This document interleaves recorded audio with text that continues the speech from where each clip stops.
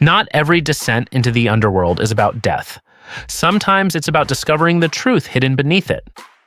Hey everyone, welcome back to Panelix. Today we're exploring Absolute Wonder Woman, issues 6 through 12, covering the arcs, The Lady and the Tiger, and As My Mother Made Me, a journey that drags Diana into a deadly labyrinth ruled by the god below. But what exactly pushed Wonder Woman to confront the ruler of the underworld? And how did a twisting maze, a vengeful Clea, and the truth about her own origins collide in one of her most surreal trials? Let's break down the story, from the first step into the darkness to the final clash with the god below.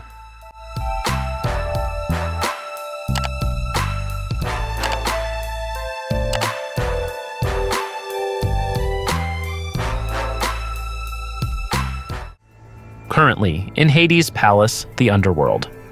Diana, wearing a mask to cover her face, is kneeling before Hades' throne.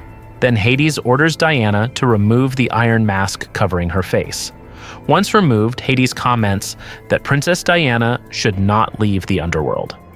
With a smile on her lips, Diana replies that she can indeed leave the Underworld, and Hades agrees. He says he will find out how Diana was able to do so. Then Hades asks his men, guarding Diana, why they did not disarm her. His men replied that there were no weapons on her body, but Hades replied that almost everything on Diana's body was a weapon. Then he ordered Diana to disarm herself. Diana argued that Hades was a god, so why was he afraid of her weapons? But Hades replied that he was just curious, not afraid. Diana replied that she wanted to know if the story that would spread later would be like this too. Hades felt that the person in front of him was Diana, but it was her mother's mouth that was speaking. Diana then asked if she could keep her boots on, and Hades allowed it to speed up the process. Finally, Diana removes her crown, arm guards, fur coat, chest shield, and small bag at her waist. Diana asks if Hades is satisfied now, but Hades comments that he smells magic in the bag, and that the magic coming out of the bag is like cartoon writing coming out of it. Hades told Diana to empty the bag, and finally Diana took out the contents of the bag while commenting that she didn't expect Hades to be a cartoon fan. Hearing this, Hades said that Circe had sharpened Diana's tongue too much, but Diana denied that her tongue was sharp because of the circumstances. Hades decided that his statement would not change. Then he looked at the contents of Diana's bag, which contained red, blue, and green lassos and Athena's sword. He commented that those were all things a girl would need. Hades then ordered his men to bring him the red lasso, but Diana suggested that he shouldn't do it. However, Hades insisted. Sure enough, when Hades' minion held the Nemesis lasso, he appeared to be in great pain.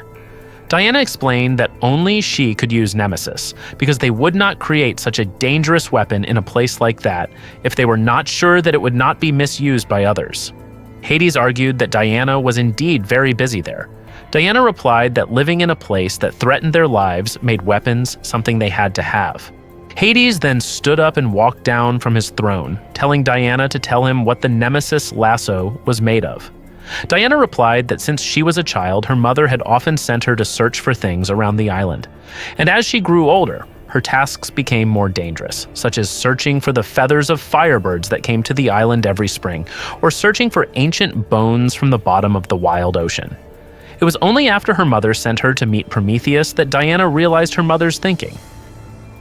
At that time, on Mount Prometheus, on the border between myth and reality, Diana was seen climbing Mount Prometheus during a rainstorm at night until she stood in front of Prometheus with his giant figure tied to the mountain.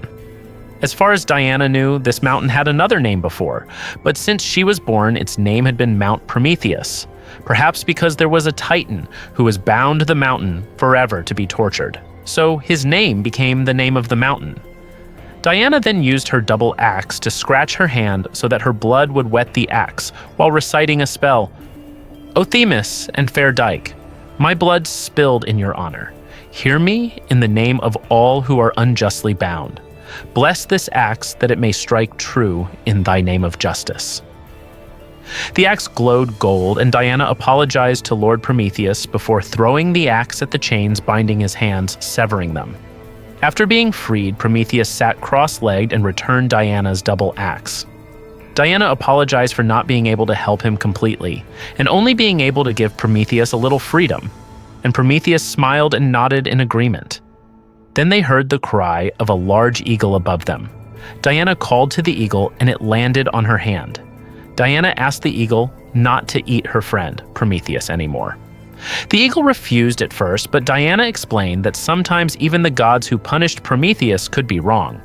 Finally, after receiving the eagle's consent, Diana thanked it and asked it to convey the same message to its other friend, offering friendship in return. Diana, the sorceress of Wild Isle. After conveying this, the eagle flew away. After that, Diana confidently said that the eagle would not return. But she was not sure that other creatures would not come because Zeus's decree was difficult to find a loophole in, even for those who knew how. Diana then gave Prometheus a drinking vessel that could refill itself when empty, while Prometheus praised Circe for never running out of ideas, even though she was trapped in the underworld, as well as Diana, who was her daughter. Prometheus drank from the vessel Diana had given him. Then Diana said that her arrival was not without reason. She expected something from Prometheus if it did not inconvenience him. Diana bowed her head and held out a bottle, asking for Prometheus's blood to be used as a weapon to protect humans from monsters and gods. Prometheus allowed Diana to prick his fingertip so she could obtain his blood, flesh, and something else later. But upon hearing this, Diana felt she was unworthy of it. Prometheus replied that he could also see the future like her mother, and on the dangerous path Diana would walk later, Prometheus hoped to accompany her. Diana finally agreed, and Prometheus told her to use her axe to cut his fingertip so that his blood could flow. Diana then swung the axe, causing Prometheus's blood to flow from the wound she had made. She then stored the piece of Prometheus's flesh in his blood. But that wasn't all. Prometheus also resurrected Pegasus, who had been killed by Zeus, from the blood he had spilled. Where Prometheus's blood had spilled, a lava pool was created and Pegasus rose in skeletal form. Diana stroked Pegasus while commenting that Prometheus was doing something dangerous by playing with the god who was punishing him, but Prometheus replied that he liked to challenge Zeus. A moment later, Prometheus told Diana to leave this place immediately with Pegasus. Since Pegasus had also experienced injustice, Prometheus was sure that the two of them would be a good match. Diana thanked him and flew away with Pegasus, back in front of Hades. Diana felt that the gods often surprised her with their power, but it seemed that this would not happen this time. Hades commented on Diana's arrogance for mocking him, then said that he sensed something else from Nemesis's lasso, besides Prometheus, something evil. Diana replied that there was a basilisk inside. Hearing this, Hades commented that her act of killing the basilisk just for a trophy was quite a cruel act for a defender of justice like her. But Diana denied it, explaining that the basilisk's soul was stained with the blood of innocent people. However, Hades did not accept this reason because, according to him, everyone was the same. Finally, Diana said that the basilisk was assigned by Zeus to kill Diana because Zeus did not like her being alive. So Diana chose to go to the cave where the basilisk lived to kill it when it was off guard. At that moment, the basilisk was asleep, and Diana, who had heard that looking into the basilisk's eyes could kill her, chose to blind her eyes with magic before entering its lair. When the basilisk opened its eyes, it realized Diana was in front of it. Then it lifted its body and dropped it right where Diana was standing, but Diana had already dodged it. Diana knew that the basilisk was sensitive to a certain smell, so she stored the liquid that caused the smell in a glass ball and made the smell tens of thousands of times stronger, while she herself had removed her sense of smell with magic before entering the cave. As soon as Diana threw the ball containing the smelly liquid at the basilisk and it shattered, the basilisk went berserk, opening its mouth and attacking Diana. But Diana was ready with her double axe, so when the basilisk attacked, she used her axe to cut off its head. Diana commented that the basilisk would find peace in its next life. In Hades' palace, Hades commented that Diana and her mother must have harvested the basilisk's body parts, venom, and everything else they could get from the last basilisk. Diana agreed, considering it an act of respect and preservation. Hades argued that the basilisk would surely appreciate her efforts to preserve its remains, but Diana believed it was not about the basilisk, but for the greater good. Hades then comments that Diana's explanation is very educational and theoretical, and after hearing Hades' response, Diana feels that Hades does not believe she experienced all of that. Hades replies that he just wants to know how Diana would respond to the preservation if she had experienced it herself. Hades pointed above his head, and it was seen that above him was Circe, chained upside down with her mouth gagged.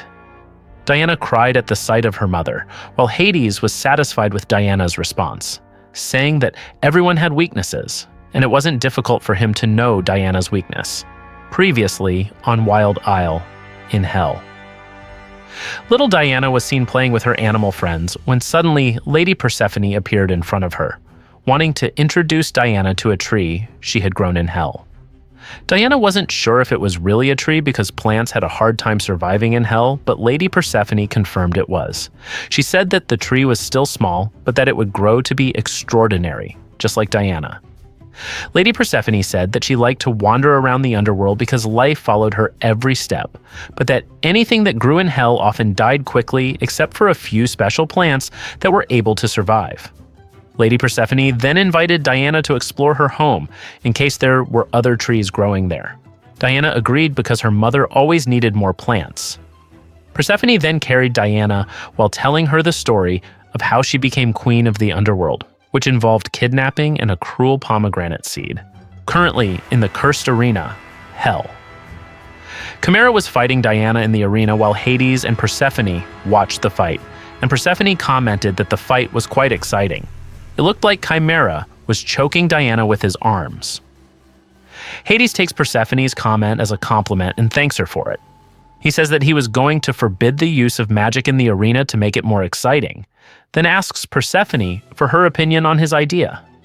At that moment, Diana manages to throw Chimera against the wall in front of her, while Persephone thinks that it is not a good idea, because Hades will be embarrassed if Diana can defeat Chimera with just one hand.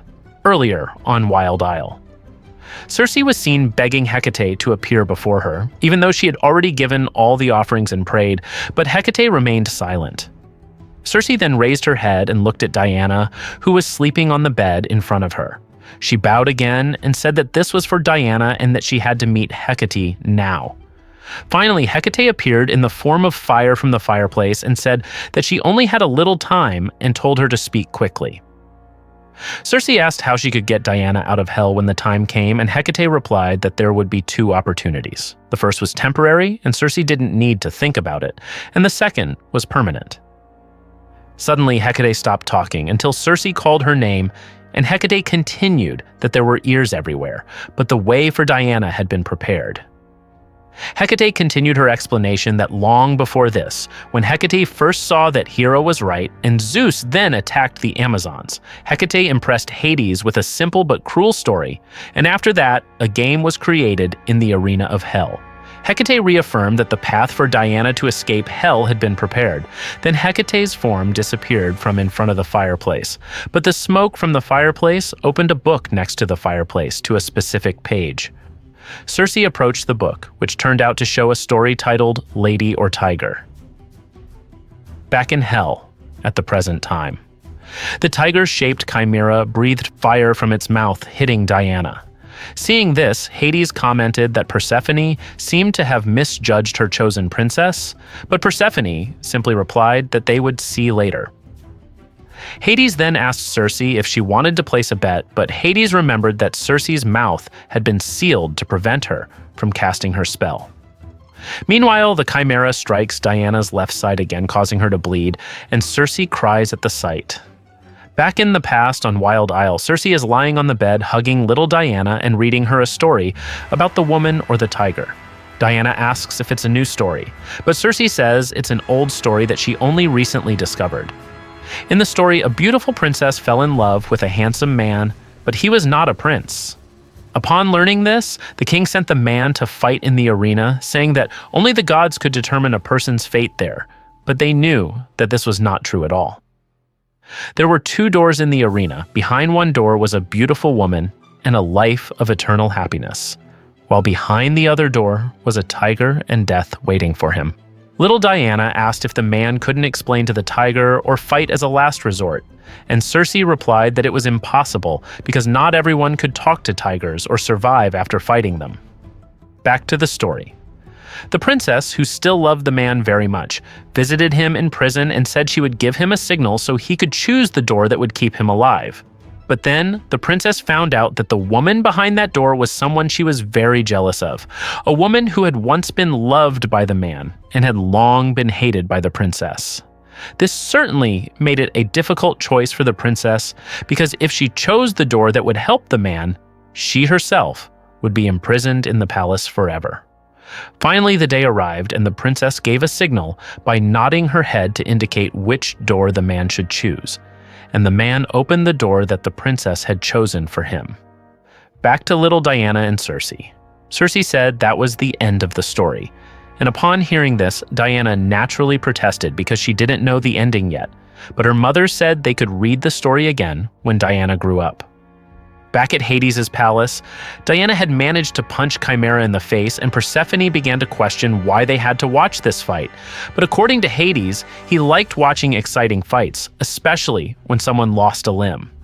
Meanwhile, Circe could only watch Diana's fight while kneeling beside Hades' throne.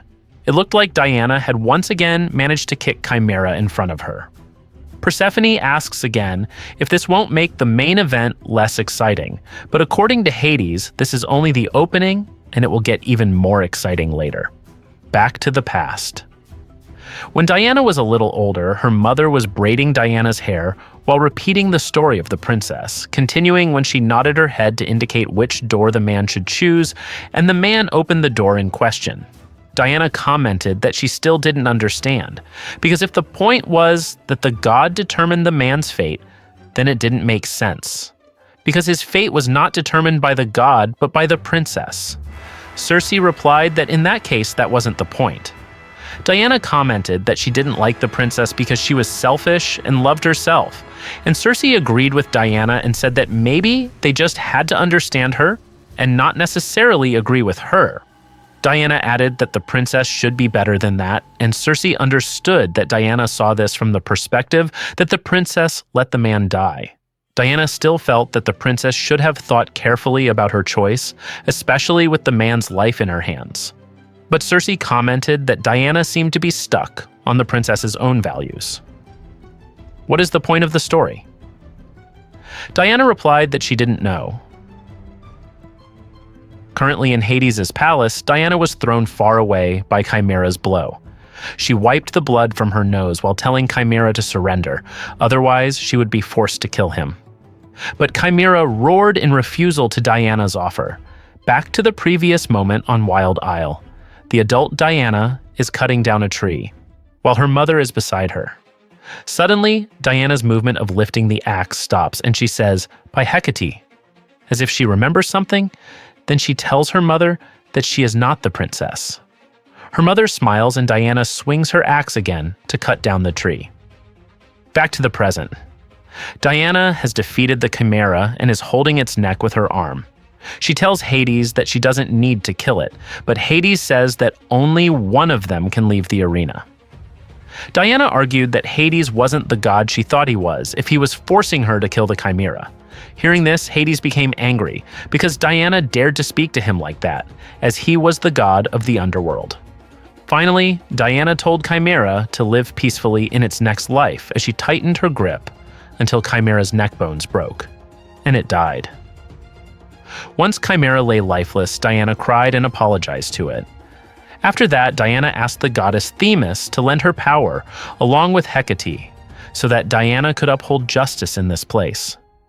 At that moment, Diana's eyes turned red, and she told Hades that he was no longer the god of this place, but merely the keeper of a prison.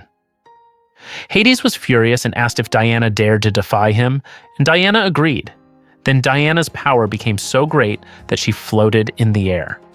She said that Hades was just a messenger boy who was tied to this cursed place by Zeus. Seeing the magnitude of Diana's power, Hades was confused as to how she could have such great power. Diana explained that her power came from injustice, because Hades putting her here was an injustice. and this injustice demanded retribution. Although retribution for Hades would not come today, especially since they still had the game of choosing between two doors to complete.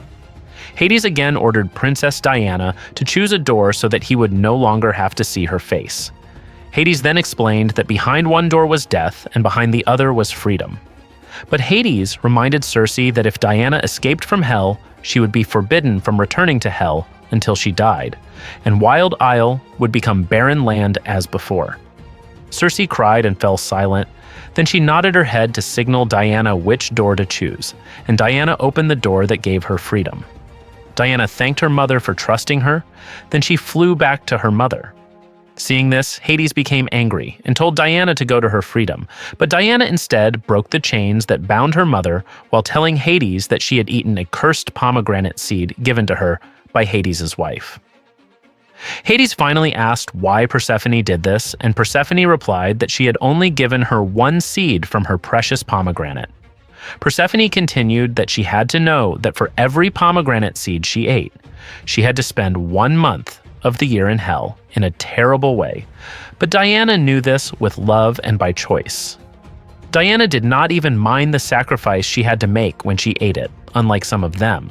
So Diana had to return every year and spend a month in hell according to the rules of the pomegranate seed. Or perhaps if Hades was willing to break the rules, he would get what he wanted, but he would also lose his bride.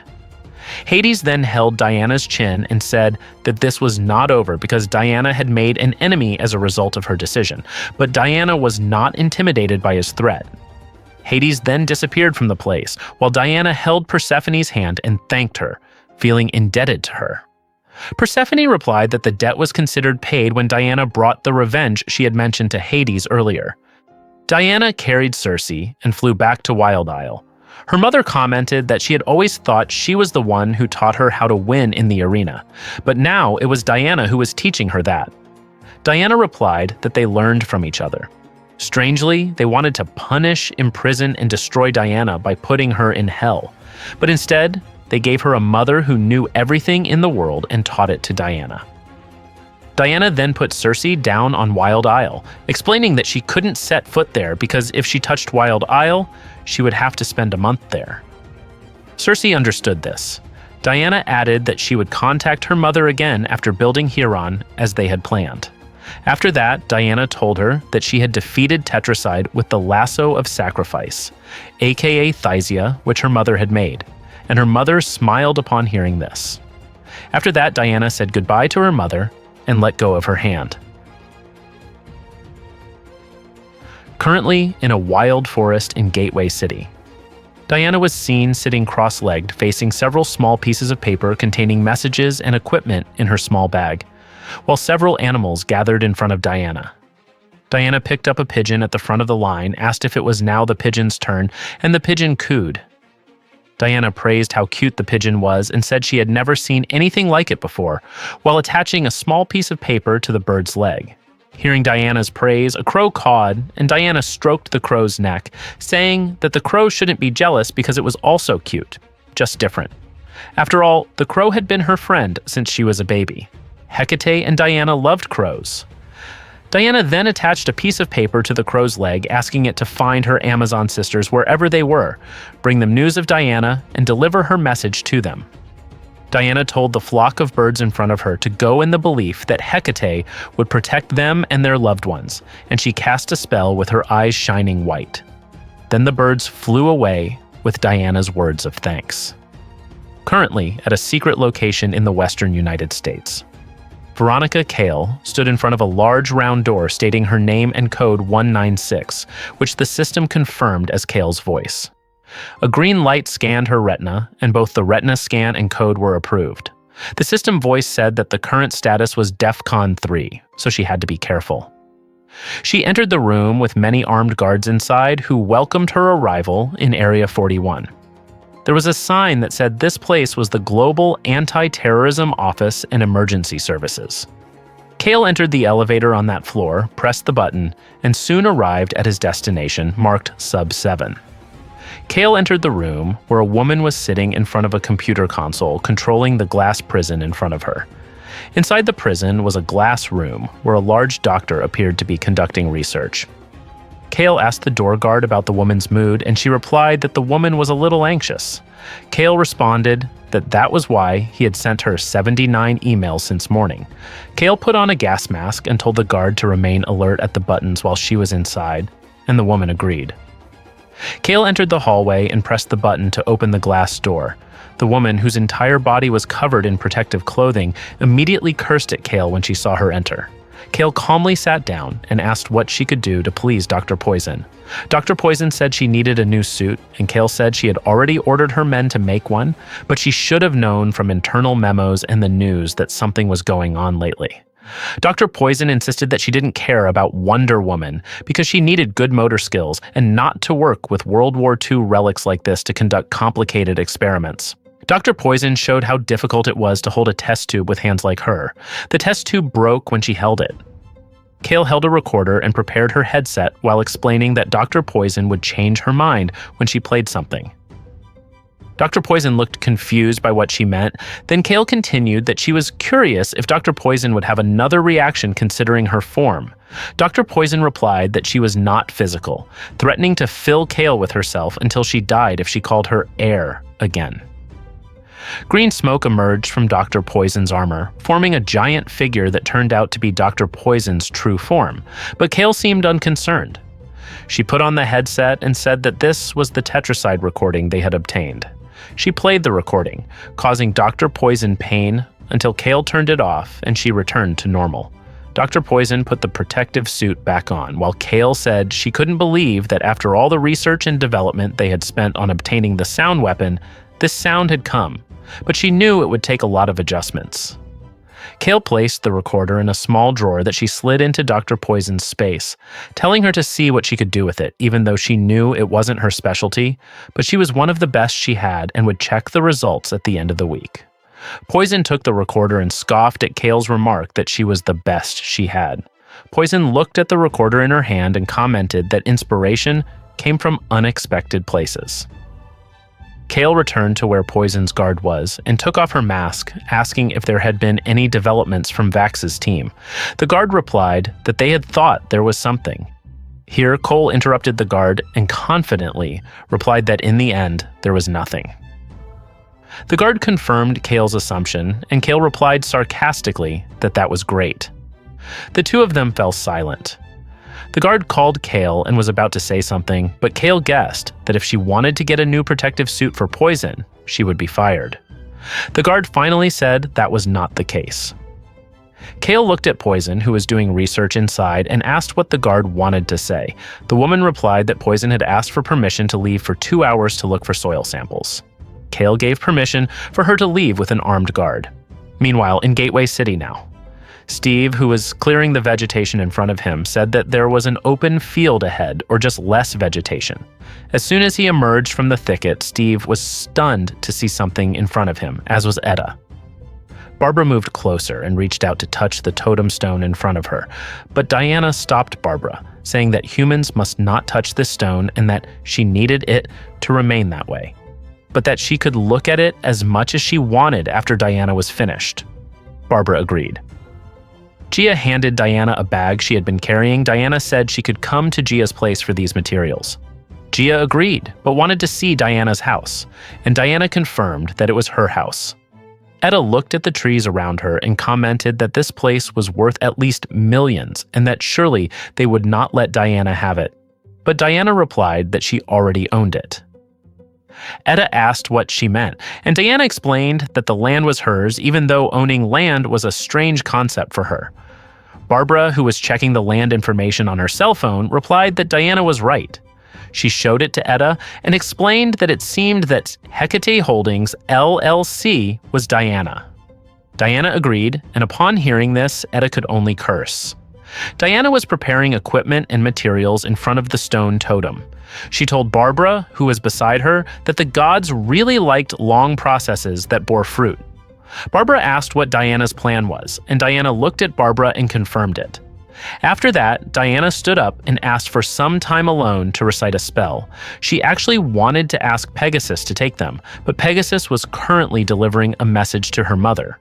Steve agreed, while Barbara said she actually wanted to watch. But Steve approached Barbara and said he would carry her away if Barbara insisted. Deanna knelt down and explained that what she was about to do was very complicated, and she had been preparing for it her whole life. She closed her eyes and continued that it all required focus and appreciation of how important it was. But it wouldn't take long.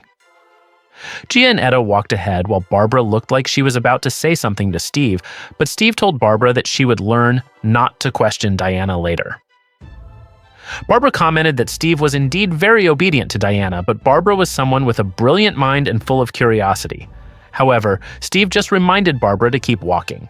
At that moment, Diana was kneeling in front of the totem pole. She cut her arm with a knife and said that she was offering her blood as a token of gratitude for the blessings of the goddesses and the existence of this sacred place.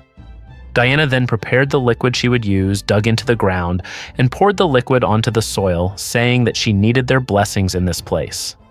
Diana then smoothed the ground again and bowed down there, believing that the earth vibrated with their warmth and power and would not disappoint them. Before long, Diana raised her head, lifted her hands with her palms facing upwards, and mentioned the names of Hecate, who stood at the crossroads between death and magic. Athena, who possessed wisdom in war, Artemis, who ruled over their wild side, Hestia, who represented loyalty, and Aphrodite, the goddess of love. At that moment, several pillars rose above the ground around her, but Diana continued her prayer, calling out the names of Demeter, goddess of the earth, and Hera, mother of all gods and goddesses. Then she introduced herself as the daughter of Circe, the sorceress of Wild Isle, the last Amazon, and the spear of truth and will, whose will would be done. After that, stairs rose from the ground, leading up to where Steve and his friends were standing. Barbara gasped in surprise at this sight, and even Etta commented that this was an invitation unlike any other. The four of them returned to where Diana had been, where a Hieron building had now appeared after Diana's ritual was complete. Etta exclaimed in amazement, while Gia asked if this was real, and Barbara added that this building had not been here 5 minutes earlier. Steve replied that this was the real Diana. At that moment, Diana came out of the Hieron and invited them in because she had made them tea. Diana entertained the four of them, saying that everything here was amazing. Barbara had no doubts and asked what she ate in hell. Diana replied that it didn't seem like the right topic of conversation over tea, and Steve agreed. Suddenly, Diana dropped her teacup and asked if they heard that. Steve said no, and Barbara asked what Diana heard. Diana covered her ears and moved away from there. Steve tried to ask what was going on, but Diana told them to stay there because it was safer. They watched Diana fly away, while Etta asked how they could be safe here if Diana herself didn't feel safe. Currently, in Union Square, Gateway City. From above, Diana saw that below her were small spider-shaped robots scattered throughout the city, disturbing humans with their voices. Diana called upon the power of Hecate and landed near a hooded woman who was lying down due to the influence of the spider robot's sound, which was similar to tetracide, although slower and only causing pain, fear, and confusion.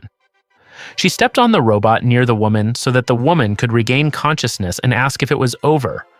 Diana reached out her hand to the woman to help her stand up and explained that it would be over soon, then told her to leave this place. After that, she heard the screams of a woman being attacked by a spider robot. Diana took the spider and crushed it while telling her to leave immediately because the threat had not yet been eliminated. She then took 2 spiders that were attacking a man and threw them against the wall until they exploded. After that, Diana reached into her waist bag and told everyone to leave.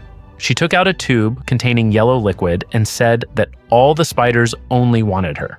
Diana then cast a spell and broke the liquid, transforming it into a giant, causing the spiders to swarm around her until Diana knelt down, overwhelmed. At that moment, she managed to find the source of the spiders, but they all began to climb onto her head and cover her entire body. This made Diana pray that her mother would not leave her alone. After a moment of silence, Diana grabbed the spider covering her face and crushed it, shouting that this was enough. After that, Diana slammed her hands into the ground, causing the spiders crawling on her hands to shatter. Diana finally flew, spreading her arms and spinning rapidly so that the spiders on her body were thrown off. After that, Diana looked at the tall building in front of her where the spiders came from, muttering that she hoped whoever was up there would enjoy getting punched in the throat. Diana flew along the edge of the building, praying that she wouldn't kill the person responsible for this atrocity. She arrived at a window covered with blue cloth, landed, walked towards the door, and kicked it open. Diana's eyes glowed white as she said she hoped whoever was inside was in good standing with their creator. Dr. Poison appeared, asking not to be hit and introducing herself. She also said that Princess Diana would surely want to hear what she had to say. Without hesitation, Diana asked if that was true. Poison said that she knew how to find the Amazons. Hearing this, Diana's eyes widened in surprise and she fell silent. Currently in Gateway City. Diana picks up Dr. Poison and places her outside the window, telling her to turn off her tetra spider or Diana will throw her out. Dr. Poison asks to be brought back inside because the controls are inside. Diana says she can't mess around because she knows what she'll do to save the city, and Dr. Poison won't be treated any differently. Dr. Poison replies that she understands, then Diana throws her back into the room. Diana warned Dr. Poison to move quickly or she would throw her out the window again.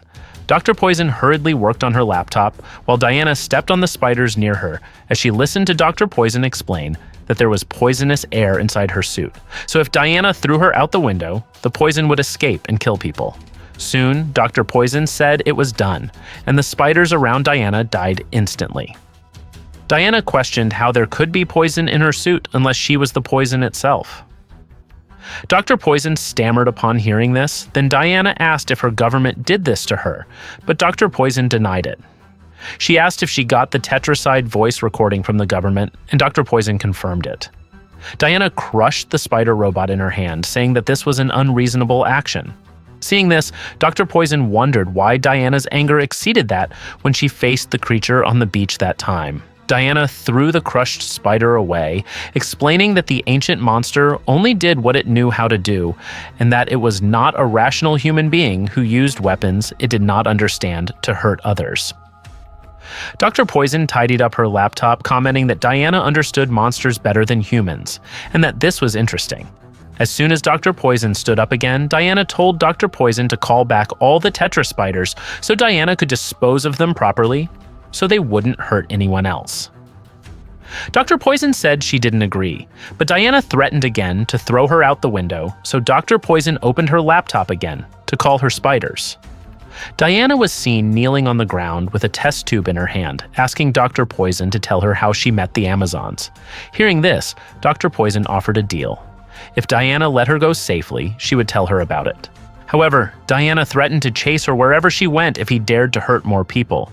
And finally, Poison told her that there was an ancient labyrinth beneath her workplace and that various things were trapped inside it.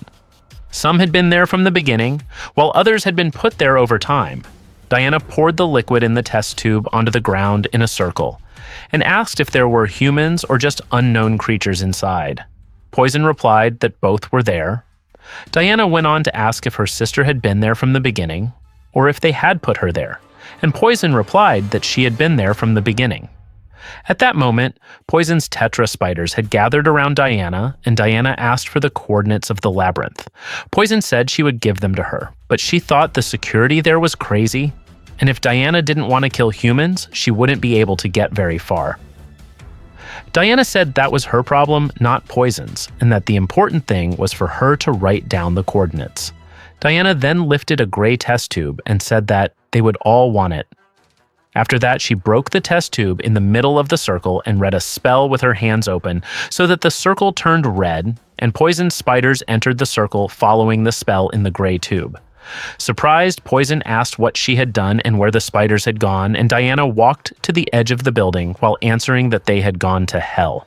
She began to float in front of the window, warning Dr. Poison not to do it again, because she would continue to monitor her. At Hieron right now. Steve's voice can be heard questioning what Poison is doing, while Diana, who is weeding plants at Hieron, explains that Poison gave the coordinates for the maze in Area 41, where her Amazon sister is. Steve feels that this is a trap, and Diana confirms that Poison's motives are indeed not pure. Steve insists that even if Poison's intentions are pure, the place is a maze designed to keep people inside, but Diana argues that this isn't her first maze. Hearing this, Steve is about to say something, but Diana cuts him off. She says she will still do something to possibly find or help her sister, and even asks Steve if he would leave her if she were the one trapped. Hearing this, Steve fell silent. Diana insisted that this was how she felt, and she walked out of the room. Next, they were in a room with a fireplace. Barbara commented on the head displayed above the fireplace, which resembled a manticore, but she didn't know what it looked like without seeing the rest of its body. Etta replied that that wasn't the question, and Barbara asked what she meant. According to Etta, they should be questioning why Diana had made this head display when it didn't fit Diana's character.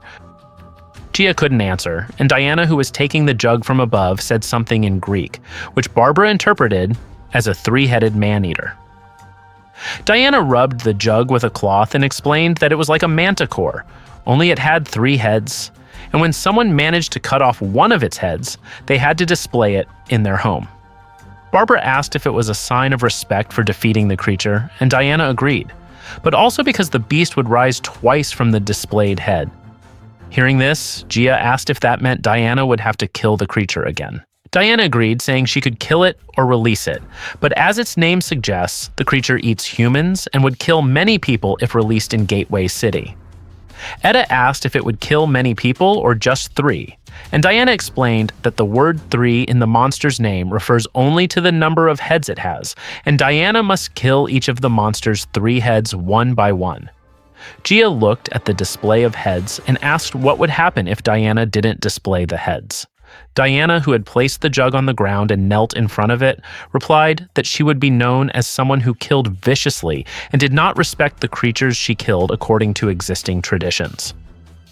Etta exclaimed in awe while Barbara asked when the creature would be reborn. Diana, who spilled the contents of the jug, which turned out to be blood, replied that she didn't know either, that maybe the creature would not rise again. And according to Barbara, the story only existed so that the dead would continue to be respected. Etta asked again if the story she had heard was just a lie, and Diana replied no. At that moment, Diana seemed to wet her hands with blood and draw a door on the rock in front of her. Steve, who had just called, said that his friend Jacoby knew about Area 41, and Steve wanted Diana to talk to this person he trusted first. But Diana said that Steve could talk to Jacoby, but she would not stop what she was doing. Steve begged her because he had heard that Area 41 was not just a maze, but a prison where the area was locked and those who entered could not leave. But Diana continued to recite the spell, and the door she had drawn with blood turned into a door leading to Area 41. Diana stepped inside, saying that Steve should have known that Diana created the door herself. Earlier, on Wild Isle. Little Diana woke Circe from her sleep because of her dream. She told her that a beautiful woman whom Circe had once warned her to be wary of had appeared in her dream. Hearing this, Circe opened her eyes and asked which woman. Diana explained that she had horns and her face was covered in blood, and Circe recognized her as Artemis. Diana continued that the woman had said Diana had the name she liked best in the whole world. Circe asked if she had said anything else, and Diana replied that she wanted to meet her today outside at dawn. Hearing this, Circe cursed. Diana asked what the word was, and Circe said she would teach her the word later. She told Diana to get ready, eat, wear her best clothes, and bring any weapons she could carry. The young Diana agreed and left cheerfully, while Circe remained silent and muttered that it was still too early. Back to the present in Area 41. Diana entered the maze and clenched her fist, closing the door behind her. She tapped the spot where the door had been and left a glowing yellow mark as a marker. Diana then took a torch from her waist bag, recited a spell to light it, and walked around the maze touching the walls. Suddenly, she heard screams and fighting. Diana headed towards the source of the noise and peeked through a slightly open wall. She then put on her helmet, took out her Nemesis lasso, and kicked the wall in front of her until it broke. In front of her, she saw a large man with a buffalo head fighting off a group of fishmen. The buffalo man easily tore the fishmen's bodies in two. Diana used Nemesis to tie the man's hands to see if he was good or evil, and it turned out that the man felt no pain, even though Nemesis was wrapped around his hands. Diana released Nemesis and told the buffalo man that she would help him. After that, Diana used her lasso to hit the fishmen nearby. Diana and the buffalo man stood back to back. Then Diana asked what they were fighting for here, and the buffalo man replied that they wanted Petra. Diana asked confusedly who Petra was. Then the buffalo man attacked the fishmen and yelled at them as murderers. Diana saw a girl leaning against the wall who turned out to be named Petra.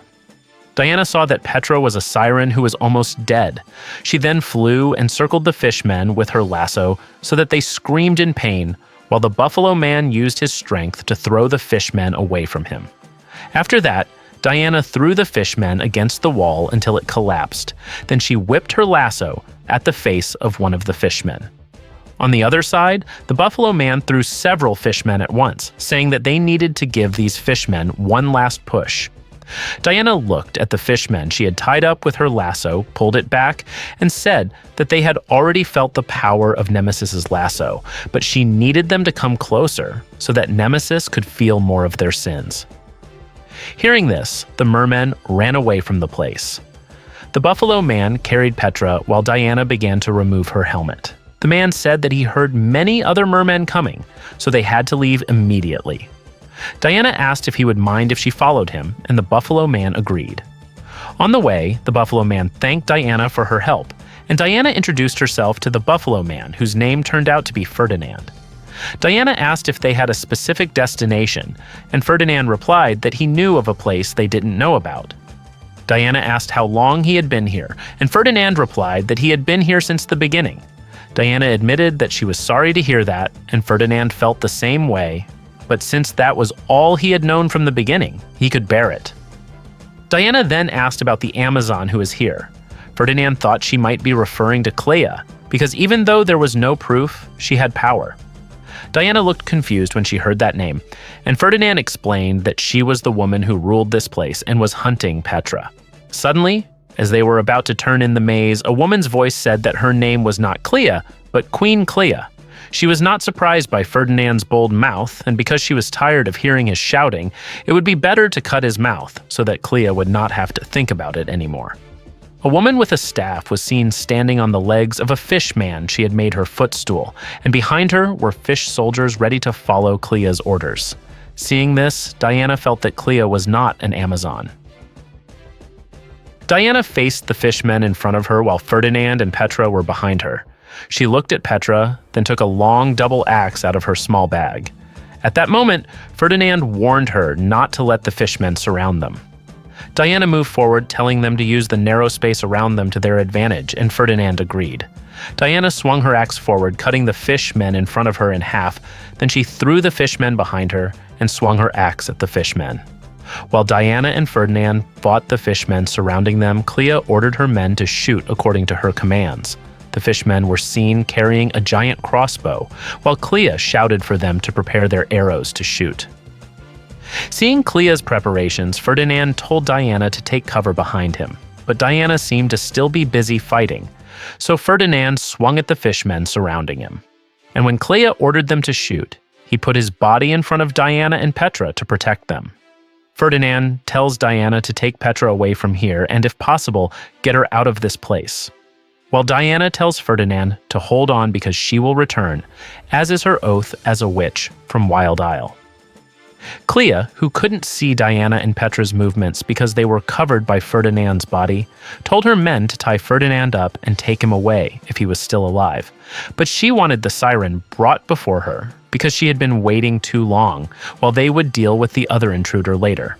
However, when the fishmen were about to pass over Ferdinand's body, it collapsed forward, and Diana and Petra were nowhere to be seen. The fishmen reported to Clea that the two had vanished. Enraged, Clea pointed ahead and ordered them to find the two and kill the intruder, but the siren must be brought before her alive. Meanwhile, Diana was currently carrying Petra and running from the fishmen's pursuit. Earlier, on Wild Isle Hell, back when Diana was still a child, Circe prepared Diana with all her combat equipment, putting on her helmet, leg guards, knee pads, waist bag, and a small double axe. While adjusting Diana's helmet, Circe suddenly hugged her, telling her to trust herself and that everything would be okay. Diana bravely stepped out the door, telling her mother not to worry because she was not afraid of the gods. Diana then came out of the cave dragging her axe, greeting her surroundings, but nothing was visible yet. Then the shadow of a large tiger approached. Diana said, "Welcome to her home," and the shadow, in the form of a black tiger with blood on its face, greeted Diana by calling her princess. Diana admitted that they didn't have much, but what they did have he could take. Then the black tiger walked around Diana, saying that it would take everything, and Diana replied that if it needed it, then it was all him. The black tiger roared right in front of Diana's face, but Diana remained silent. The black tiger told Princess Diana to attack him, but Diana did not want to attack him without reason. The black tiger said that next time he would attack her and spill her blood. Was that reason enough to attack him? But Diana replied that she could hold back and would not attack. The black tiger thought it was because she was weak, but Diana denied it. She felt strong because most of the creatures that lived here were cruel and sad. They always bit, kicked, and hissed first, but that was because they didn't know any other way, and Diana could show them another way. The tiger bit Diana's hand until her axe fell. He asked if Diana wanted to fight this time, but Diana still refused. Their attention was then diverted to a turtle walking nearby. The tiger moved to attack the turtle, and Diana's axe grew larger and was then stuck into the ground right in front of the tiger. Diana said that the turtle wasn't bothering him, so the tiger should leave it alone. The tiger was happy to have found something that made Diana face it. Then Diana said that the turtle was under her protection. However, the tiger stepped on the turtle and told Diana to face it. The tiger then clawed at Diana, but Diana punched the tiger in the head. The tiger tried to bite her, so Diana used her axe to injure the tiger. Then the tiger roared and bit Diana's hand, so Diana used her axe to injure the tiger. At that moment, Circe was still kneeling in front of the fireplace when suddenly the cave door opened. Circe called Diana's name, but no one answered, so Circe went outside and saw the shadow of a black tiger in front of her cave. Circe approached the shadow and found Diana lying there. Circe cradled Diana and asked if she could hear her. Diana, who was still asleep while hugging the turtle, muttered that her mother would be proud of her because she had been great. There was a wound on Diana's right cheek, and Circe called Diana's name. Diana lifted the turtle in her hand and introduced it as Nico, while Circe said that Diana's heart shone so brightly that even the goddesses were ashamed. Circe then took Diana into a cave where she spoke in front of the fireplace, begging Hecate to stop Artemis because Diana was just a child. However, Hecate replied that it was too late. Hecate's large form was visible inside the cave, and she said that what they were doing was to turn Diana into a weapon. Hecate caressed Diana with her finger and added that even though they loved her, they could not ignore the reason for her existence. She existed because they needed to place an invincible weapon in a system that must be destroyed or stopped. Circe felt that if they wanted to create a weapon, it should not be in the form of a good girl who felt everything with her heart. Hecate reasoned that this was why they chose a child that no one would care about, so that they would overlook her because her kindness would not be understood by monsters. And even they did not understand why she could be so loving. But she could also fight. That ability was within her. If she grew up in a better world, that ability would grow naturally. But since this was not a better world, they had to improvise. Circe was about to ask a question, but Hecate stopped her, saying that many ears were starting to turn toward them. The answer Circe wanted was that they would all do it. As the saying goes, it takes a village to do it, and constant change made it impossible for them to predict what they were doing. Hecate said that Circe must have hope because this was still the beginning. After that, the fire in the fireplace, which had been blue, turned red again. Back in Area 41, at the present time, Diana was running while carrying Petra. She said she would not take Petra to her hiding place, but would take her out. With Ferdinand captured and them on the run, there was no other way for Petra to survive. Diana says they are close and tells Petra to hold on tight. Once they are near the yellow mark Diana left on the wall earlier, Diana puts Petra down. She cuts Petra's hand and uses her blood to reopen the door to Hieron. Once the door is open, Diana tells Petra she promises to save Ferdinand. Petra walked tremblingly towards the door and entered Hieron, while Diana prayed that the goddesses would protect her. In Hieron at that moment. As soon as Petra entered Hieron, she fainted, while Edda, who saw her, asked Steve if it was Diana. Steve wasn't 100% sure because they had also seen Diana transform into someone else before. So he asked Barbara if she thought the girl looked dry. Barbara replied that it seemed so and asked Steve if the girl was really blue or if they needed to worry about her.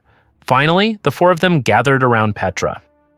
Edda told Steve to get her some water, while Steve wondered why he had to do it, but Edda replied that Steve was the one who said she looked dry. Barbara agreed, and upon hearing this, Steve finally cursed. At that moment, Diana was walking through the maze again, unaware that she had stepped on a flower containing a hallucinogenic substance. At first, she was about to run away, but she stopped because she was worried that the substance would spread faster if she ran. But she felt that the substance was already inside her. Suddenly, 3 strange creatures appeared in front of her, startling Diana. Without realizing it, she turned and ran. She felt that they were leading her somewhere, but she couldn't think or resist. Finally, she arrived at a place where Clea and the fishmen were. The substance inside her body still prevented her from thinking, while Clea, sitting on her throne, said that Amazons like her were perfect for the pit. There was a hole in the middle of the room that Clea called the pit. A moment later, several of Clea's men approached Diana, but Diana refused to deal with the men fish. However, Clea reminded her that their name was fishmen. Diana punched one of the fishmen, saying that she would remember Clea's message. The fishmen fell at Clea's feet, who ordered him to fall into the pit with Diana. She called them very stupid. Diana grabbed 2 fishmen in each hand and threw them, while Clea ordered her men to throw the scientist into the pit so that Diana would follow. Sure enough, as soon as the scientist was thrown into the pit, Diana jumped in after him to save him. She managed to catch the scientist and landed safely. There were many flowers there that were the same as the ones Diana had stepped on earlier, and the scientist warned Diana not to disturb the flowers so that they would not go crazy due to the effects of the substances in them. But Diana's body was too big to not move, so she reached into her waist bag and said that the scientist would be grateful when she grew up to be big. Diana prayed for Hecate to give her strength and dropped a tube onto the ground. The tube broke when someone approached Diana carrying a large hammer. The body appeared to be burning, and she spoke a language Diana did not understand. Diana faced the person and prepared to attack with her double axe. Diana felt confused and didn't know what was in front of her because of the hallucinogenic content of the flowers in the pit. She was worried that the person with the appearance of fire in front of her was not what she saw with her eyes, so she decided to let go of the weapon in her hand. Diana raised her hands as a sign that she would not attack, then reached into her potion bag while reciting a spell. She felt her words were not flowing smoothly, meaning she could not recite the spell correctly. But she was unsure whether her speech was actually unclear or if she could speak well, but her perception was impaired. So Diana broke a potion she had already cast a spell on and asked Hera to reveal the truth. After the potion bottle broke, Diana fainted, and the fire-covered creature turned out to be an ordinary human. She asked the scientist if he could understand her words. The scientist answered yes, then she told the scientist to go to the entrance first and pretend to scream in pain. The scientist screamed in pain at the entrance to the pit. Then she praised him. The scientist then asked what she would do with the 2 of them. Then she carried Diana while answering that she would do what she usually did. At that moment, unbeknownst to them, Diana opened her eyes and saw a shapeless, sentient being behind her. Diana stammered that she saw the creature. Meanwhile, the person carrying Diana gave directions to the scientist and assured him that she was following behind him. Previously, on Wild Isle, Hell. Diana was sitting by the sea with her goddess, who was in the form of a wolf. She asked if the goddess would always be angry with her. The goddess was confused as to what Diana meant. Then Diana admitted that she felt she had disappointed the goddess. The goddess replied that this was not true because Diana made her happy, but that Diana was indeed a confusing creature for the goddess. The goddess explained that most of her students resembled her, and were not like Diana. They came to the goddess because they responded to something within themselves that was also within the goddess, something that spoke directly to their souls so that they could understand each other. She looked at Diana and added that Diana was not looking for her, and that they did not understand each other. Hearing this, Diana apologized, but she told her not to apologize, because maybe it was a good thing that Diana was not like her, and was more like most of them. She said that Diana was smart in ways that she did not know. Diana was also kind and loving in ways that she did not understand. Diana was also creative and thoughtful, while she was impatient. For her, Diana was the best part of all of them. She continued that the world was lucky to have Diana's nature, even though she would be confused by the way Diana dealt with things. And for her, this was a gift to the earth. She then told Diana to take the stone and use her magic on it. Diana asked what kind of magic it was, and she replied that Diana had to make the hydra love the stone and search for it. Diana then recited a spell over the stone in her hand, causing it to glow. Diana showed the stone to her, who told her to throw it into the water. Diana asked if she should throw it as hard as she could, and she replied that it might not need to be that hard. Diana finally threw the stone until it reached the middle of the ocean and fell into the water. The goddess then asked Diana to retrieve the stone for her, without the help of magic. Hearing this, Diana seemed hesitant and asked about the hydra, but the goddess seemed to know about the hydra and still told Diana to do it. Finally, Diana walked into the water. The goddess reminded Diana that the choice of weapon could be everything, and Diana, who was carrying her axe, replied that she remembered that. The goddess waited for Diana at the edge of the sea from sunrise until midday, when Diana finally surfaced. She placed the stone at the goddess's feet, and the goddess praised Diana, saying that Diana seemed a little like her. Soon after, Diana took the stone back and walked into the water. The goddess asked where Diana was going, and Diana said she was offering the hydra to keep her axe until Diana returned the stone to her. Hearing this, the goddess commented that Diana was a confusing child, but Diana reminded her that the goddess had earlier told her to find the right weapon, and this time, the right weapon was an offer. Back to the pit. The scientist told the person who found Diana that according to Clea, Diana was an Amazon. Hearing this, the person looked surprised. Diana seemed to regain consciousness. She confirmed what the man had said and introduced herself as Diana of Themyscira, the last Amazon. Hearing this, the person was once again surprised. She told Diana that her name was Io, and that Diana was the child dreamed of by Queen Hippolyta and her sisters, the Amazons. Io knelt before Diana and exclaimed that this was a miracle. Diana helped her up and replied that the miracle was Io herself, because Diana had dreamed of meeting her sister since she was a child. The two embraced. Io asked how Diana had never met any other Amazons, and Diana replied that it was a long story to discuss in the labyrinth, but shortly after she was born, she was taken from the Amazons and raised in the underworld by the sorceress Circe, with the help of the goddesses. Before coming to the labyrinth, she lived in Gateway City to help humans and try to find Themyscira and her sisters. Io replied that she seemed to have missed a lot, and Diana guessed that Io had been imprisoned here for quite a long time. Diana then saw the map tattoo on Io's body and thought it was very clever. Io said that she fell during the ancient war and thought she was dead, but she woke up in this labyrinth and was buried underground. Humans later found the labyrinth, but the situation did not improve. Diana asked Io to show her their life here, but she wanted Io to do it quickly, because Ferdinand was still waiting for her upstairs and he seemed to be in danger. Io said that Ferdinand had helped the people here. She heard the story from the survivors, so it would be easy for them to go up if they heard that Ferdinand needed help. Diana replied that she hoped things wouldn't get that bad. Io showed Diana the lives of the people underground. Io said that when Clea and her men threw them down here, this place was worse than the maze above, but then she built a community with the help of the people here.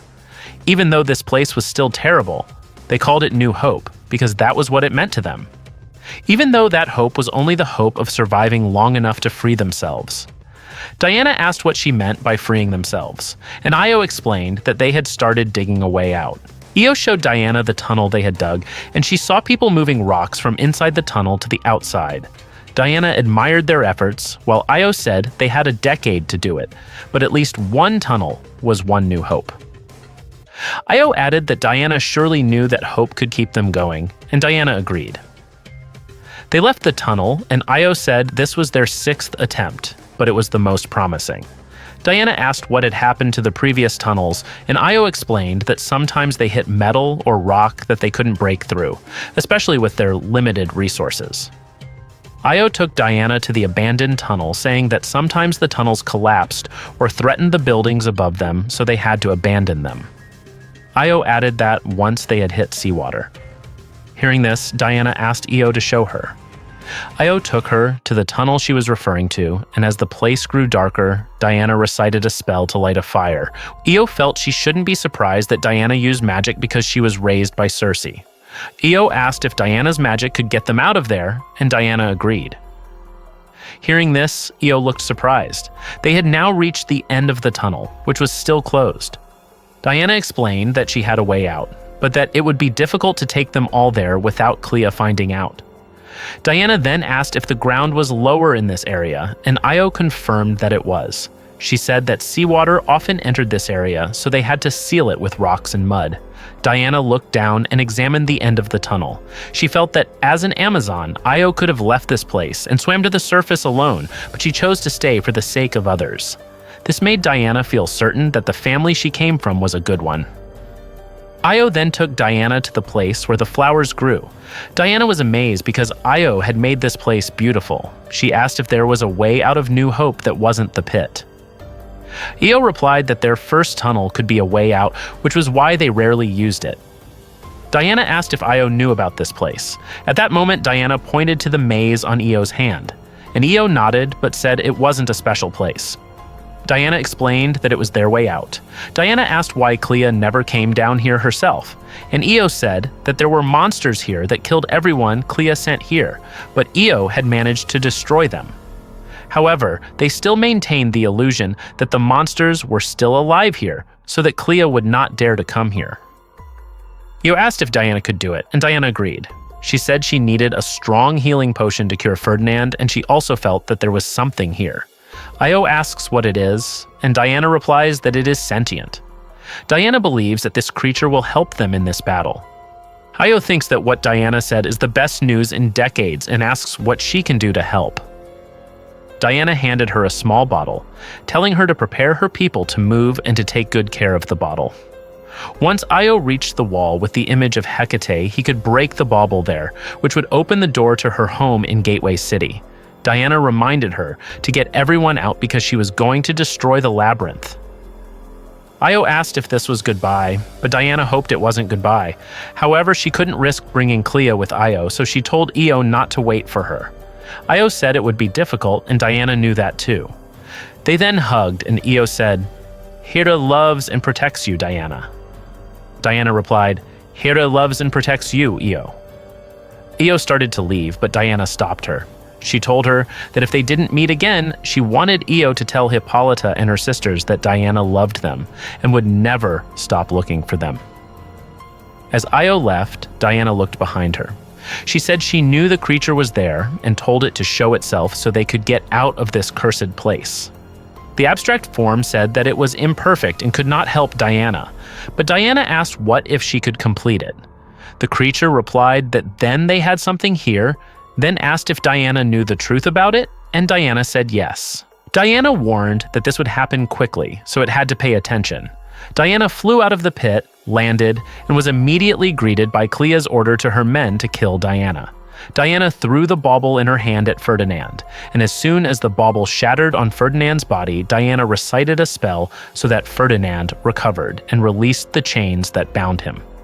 Ferdinand thanked Diana. Then Diana asked if Ferdinand could move. Ferdinand replied that he felt strong. And Diana asked Ferdinand to help her, but asked Ferdinand not to throw anything into the pit. Ferdinand said he understood. Ferdinand went to face Men Fish, but suddenly Clea attacked Diana, injuring her cheek. A moment later, Clea struck again with her trident, but the shield in Diana's hand managed to block the blow. Diana said that Clea could fight anyone in this labyrinth, but Diana was not one of them. Clea pushed Diana, sending her flying into the wall, then struck Diana in the stomach. Diana said she had an offer for Clea, but Clea refused to listen and instead stabbed Diana in the stomach with her trident, demanding to know where the siren was. Currently at Hieron, Steve is seen lowering Siren into the water, hoping that Siren will not die. Seeing this, Barbara says that she will tell Diana that this was Steve's idea. Steve replies, "Real band of brothers stuff there, Barbara." Barbara replies that she is an only child, and Steve responds, "That explains a lot." Etta tells them both to be quiet. At that moment, the siren is seen moving, and Gia exclaims that the girl is moving. The siren rose to the surface of the water, and Gia, who saw it, commented that they should look at its face.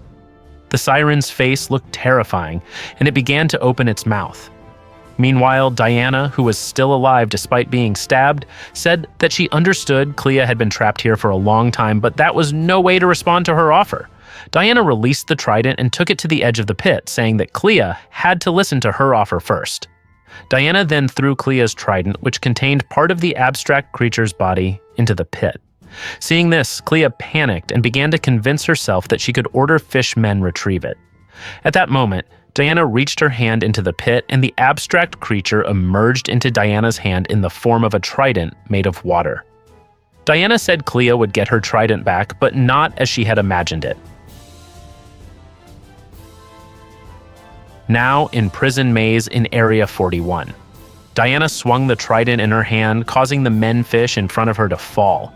This trident turned out to be Poseidon's trident, and Diana could sense that it was a weapon of the gods.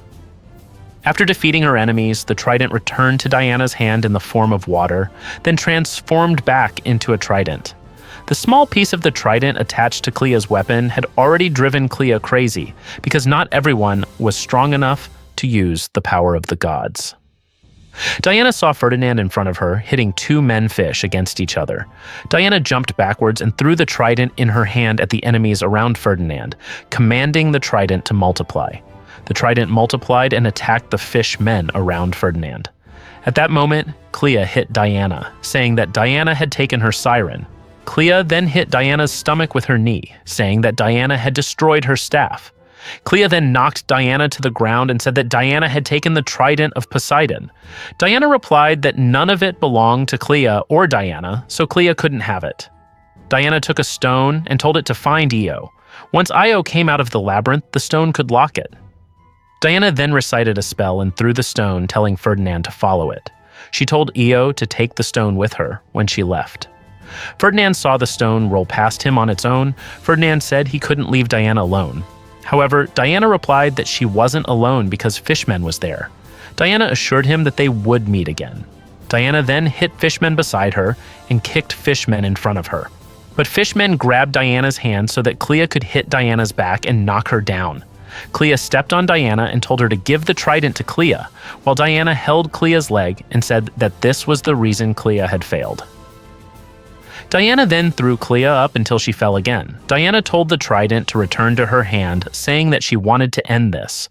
The trident spun around Diana, causing Fishmen to fall and unable to approach, but Clea managed to get close to Diana and choke her. Meanwhile, Ferdinand ran after the stone until he arrived in front of Io, who was bringing the residents of New Hope through the gate to Gateway City. Seeing the stone, Io guessed that he was Ferdinand. Then Ferdinand asked if she was Io, Diana's sister, and Io nodded. Io asked where Diana was, and Ferdinand said that Diana was still fighting Clea and her fishmen. Ferdinand said Diana had a plan, but she didn't tell Ferdinand and instead told him to come here with this stone. Ferdinand picked up the stone from the ground, adding that if Io left with the stone, the door would lock. Io accepted the stone while asking if Diana wasn't coming, but according to Ferdinand, Diana had her own plan. Io said that almost everyone had entered and told Ferdinand to go through the door while she stayed behind to guard it. At that moment, Ferdinand seemed to stop and not move forward. Io called Ferdinand's name hesitantly. Then Ferdinand said that before meeting Petra, he had never dreamed that he would leave the maze, and that he could only dream about the maze, while Io assured him that after this, Ferdinand would see the real world. both its good and bad sides. Ferdinand entered the door, saying that this felt like what it should be like to be a living being. However, when Ferdinand finally arrived at Hieron, he heard Petra's screams, which were causing the people from the maze pain. Ferdinand covered his ears and searched for Petra. A moment later, he found Petra crying while spreading her wings and screaming in the middle of the pool. Ferdinand entered the pool and approached Petra, trying to calm her down by hugging her. Petra finally transformed into her human form and stopped screaming, while Ferdinand assured Petra that they were free and that everything would be okay. In the maze, Clea choked Diana's neck while saying that everything was fine before Diana arrived. Diana asked if that was really true, then hit Clea and said that Clea was trapped in this prison, far from her natural habitat, where she ate her own fishmen. Clea argues that her fishmen can heal their own wounds, and how else could she survive here without doing so? According to Clea, they know that this is an honor. The trident of Poseidon then returns to Diana's hands, and she tells Clea that Clea considers her an enemy when she is the one who will save her, because she has brought something that Clea has been waiting for since long ago. Diana's trident then pointed to the pit where water was visible. Clea asked why there was water here, and Diana replied that it was not just water but the Pacific Ocean. Clea seemed incredulous, but Diana added that she had flooded the labyrinth. Clea asked if she did it using her magic. Clea felt that Diana's efforts were futile because she and her men could swim in the water, while Diana would drown here. Diana replied that she did not use magic but only made a hole, and Poseidon's trident had helped her. Clea asked if there was a way out of this labyrinth, and Diana replied that there was and told Clea to follow her so they could get out of there. Clea asked what she should do after that, and Diana replied that she could return to her home in Atlantis. Even though Clea had become a monster here, Diana still gave her a chance to find out if Clea would also become a monster outside. But if Clea remained a monster after being given her freedom, Diana would not be so kind to Clea, so the choice was in Clea's hands. Diana jumped and swam into the pit, followed by Clea and her fishmen. Meanwhile, Io told the last person to enter the door to hurry because she was afraid they would run out of time. She began to see water coming into that part of the labyrinth. Io said she hoped Diana would be safe while praying for Hera to protect Diana.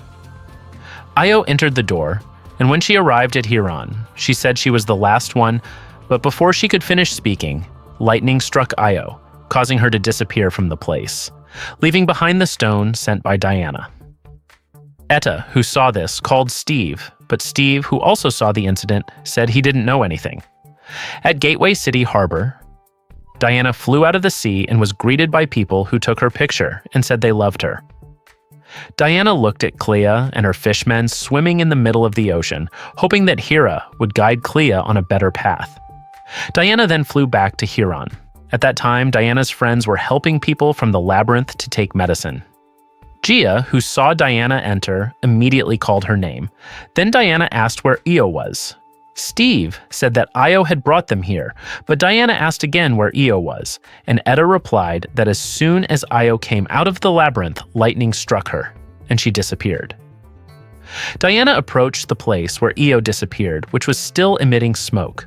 Diana knelt down and asked Hecate for guidance on whether Io was still alive. At that moment, a dove came and gave Diana a branch of leaves. Barbara commented that it was like in the Bible. Gia looked startled, while Diana, who received the leaf, thanked the bird and then bowed down there. In a palace, a woman was seen on the balcony, looking out when Io appeared there. The woman approached Io. Io, seeing the woman, bowed down and called her Hippolyta. Hippolyta tells Io that she thought Io was dead, and Io tells Hippolyta that Diana is still alive. Hippolyta looks surprised, then tells Io to ring the bell while she runs to the balcony.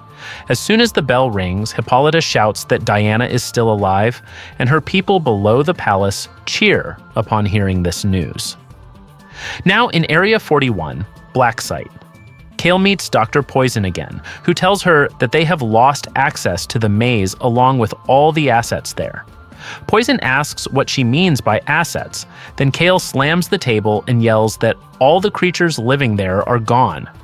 According to Kale, the cost of repairing the place is very high, exceeding the gross national product of several large countries.